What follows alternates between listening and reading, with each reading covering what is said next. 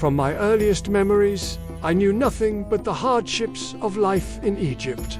From the time I was a young boy, when I dared to stand up against an Egyptian soldier, killing him in self-defense, I was forced to flee and live in Midian as a shepherd. 40 years I spent there, wrestling with thoughts of what might have been, of the people of Israel enslaved in Egypt, and my own failures as a leader. I wandered the hills, watching the sunrise paint the desert sky with hues of orange and gold, feeling like a failure, far from the home I knew I was destined to lead my people to. Then everything changed. God called me while tending my flock near Mount Horeb, the mountain that would forever be known as the place of God's encounter. When he asked me to lead the Israelites out of slavery, my response was a mixture of fear and disbelief.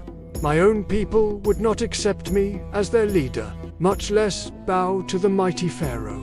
But God had a plan, and my journey was just beginning. In that moment of divine revelation, I encountered God, the eternal and unchanging God who revealed himself to our forefathers Abraham, Isaac, and Jacob. He was the God of justice, who saw the anguish of my people, heard their silent cries, and decided to act. As I confronted Pharaoh, demanding he set my people free, my brother Aaron stood by my side, his presence a source of strength and comfort. With every step, with every word, I felt the weight of the hopes and dreams of an entire nation resting on my shoulders. What if I failed? What if Pharaoh refused to listen? These thoughts echoed in my heart like a haunting refrain.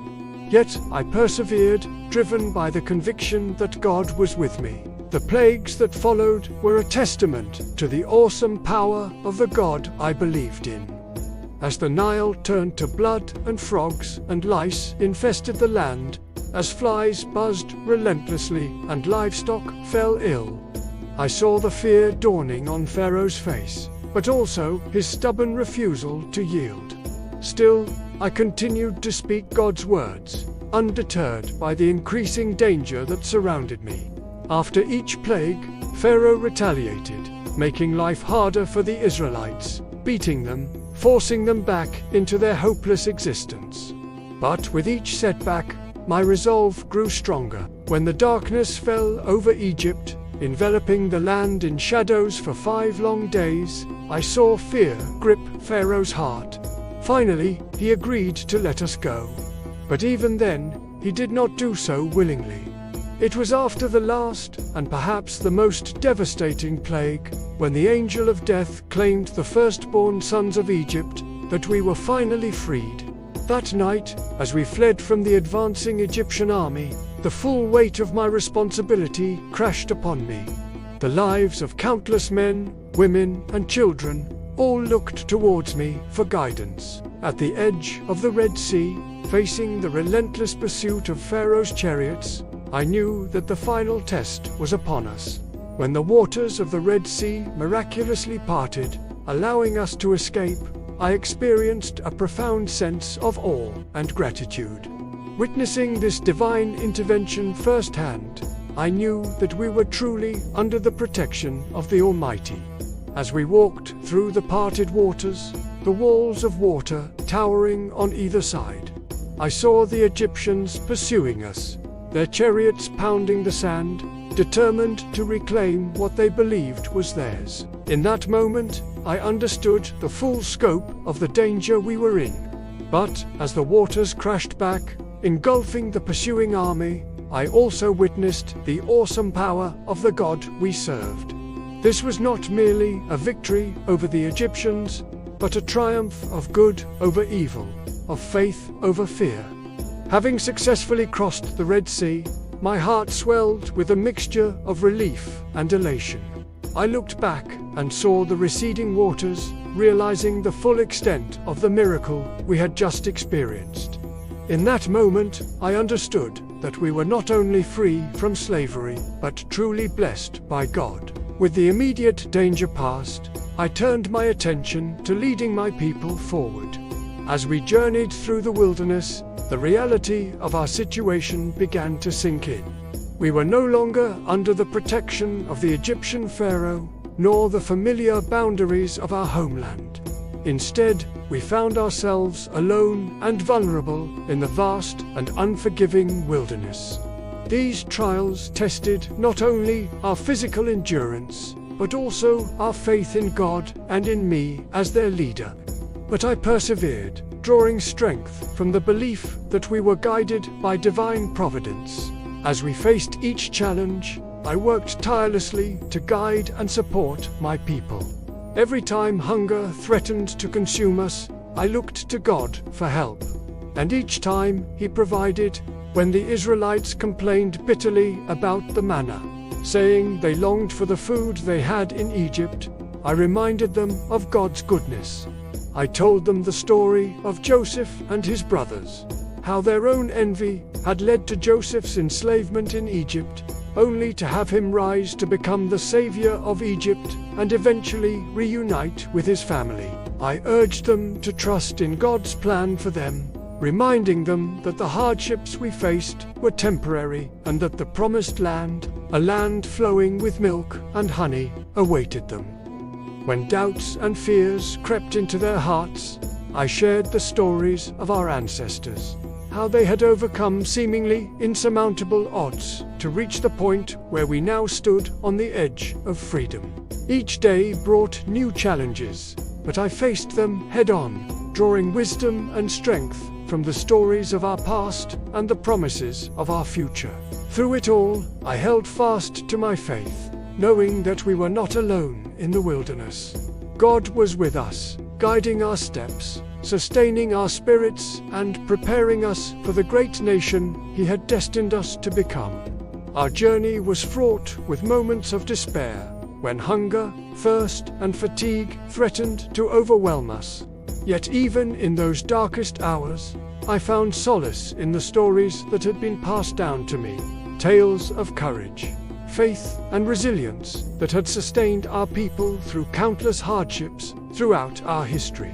There were times when the weight of leadership pressed heavily upon me, when I questioned my own abilities and feared that I would fail my people.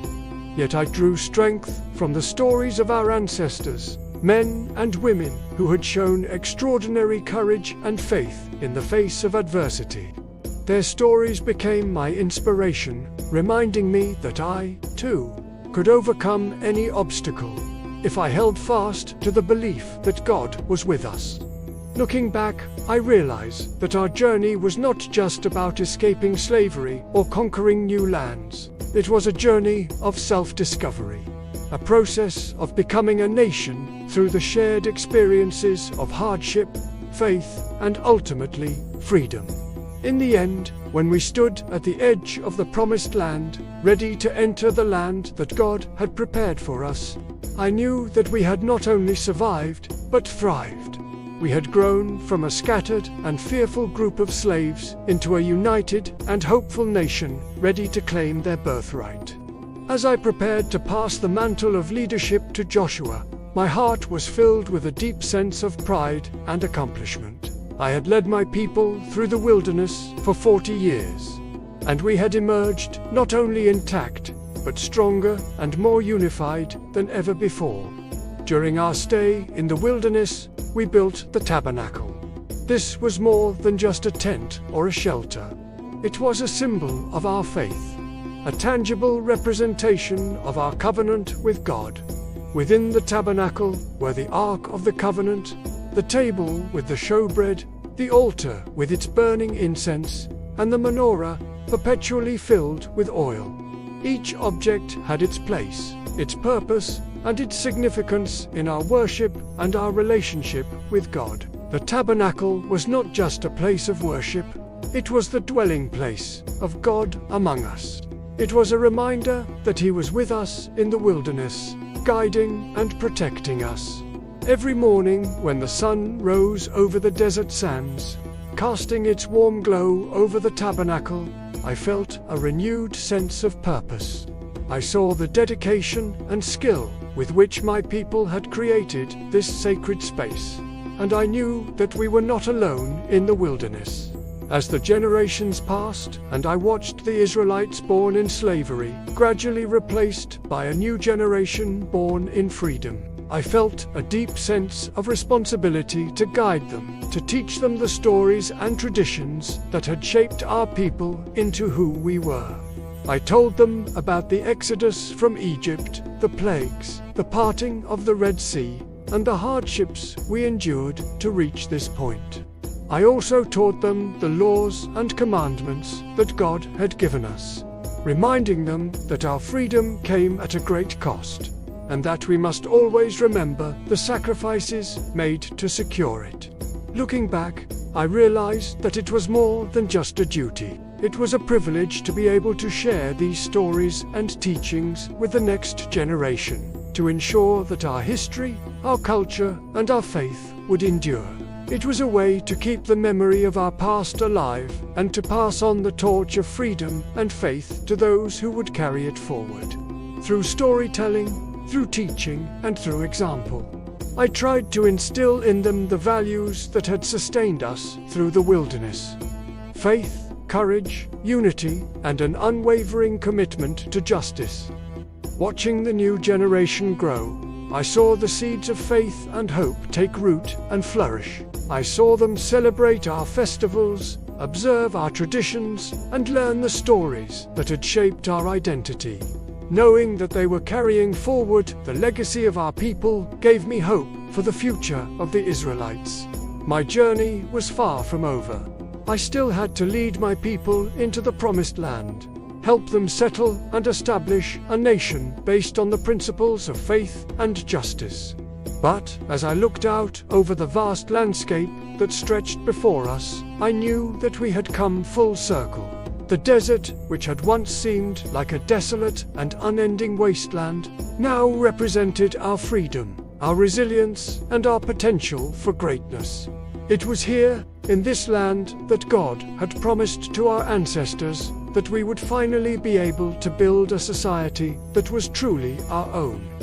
A society based not on slavery or oppression, but on the principles of justice, equality, and compassion. As the sun dipped below the horizon, painting the sky in hues of red and gold, I stood at the edge of the promised land, filled with a deep sense of satisfaction and hope for the future. Behind me, I saw the generations that had struggled for centuries to reach this point standing before me. And in their eyes, I saw the reflection of their dreams, their hopes, and their faith. Before me lay a new chapter in our history, a chapter filled with challenges, but also with promise. I knew that the journey was far,